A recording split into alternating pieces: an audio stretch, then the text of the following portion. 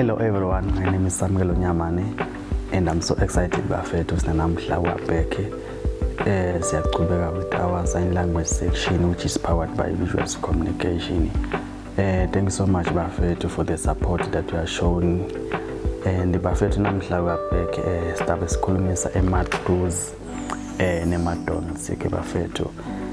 Nasikhuluma ngamaduze like sikhuluma ngetinto lotendako when you are communicating with the deaf person or like a kind of conduct when you are in a deaf community. Then again sikhuluma ngemadons sikhuluma ngetinto longatendi. Yes, now with deaf community or now communicate with someone lo deaf or someone osebenzisa sign language.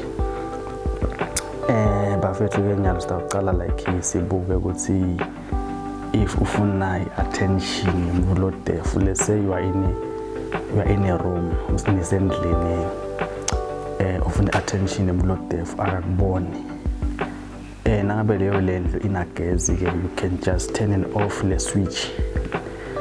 Then umuntu lo deaf utabe uyabuza okay what is happening, is either khamba gezi kwentekani, then uyaqala uyasuka le lebe kakhona uyaqala ubuka emnyango nabe switch ingasemnyango uyaqala ubuka uyakubona then uyaqala na communicate naye. Yeah, so another thing lenye ke lo ngayenda lese lo muntu deaf uyambona office this direction wena ufuna attention yakhe. Lo muntu deaf awumtsinzi noma nganguphi if ufuna attention yakhe, unless maybe ngumngane wakho or nijwayelena namfuna ungamjabulela nihagane but noma umvale emehlo kuye ngani uthi nivame kwenda njani dinto, but inabe umuntu omdzala lo ngale nikajwaleni naye you can just tap la hlombe nabufuna attention yakhe. Yeah, again you can use an object lengeke ibe ingoti lese lo muntu omfunako ume somewhere wena ungasebenzisa maybe litshe or any object but kungabe i-object letamlimata. Okay, at the same time the object nawe ijijela ungayijijela ite kuye straight longa kwenda ungayijijela maybe ibe ngasembi kwakhe yabo oyijijela nawe ijijela itakhona ukuthola attention yakhe ukuthi kwendekalani. You see, nabo again is not advised ukuthi usebenzise an object letamlimata njengelitshe awusebenzise i-object le-hard kufuna attention yakhe.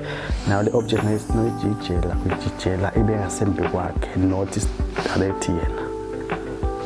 Yeah, okay, lokunye ke bafethu maduze bafethu like every time now kukhuluma nemuntu deaf or when you are using sign language you should make sure ukuthi there are no obstacles in between wena nalo muntu okhuluma naye.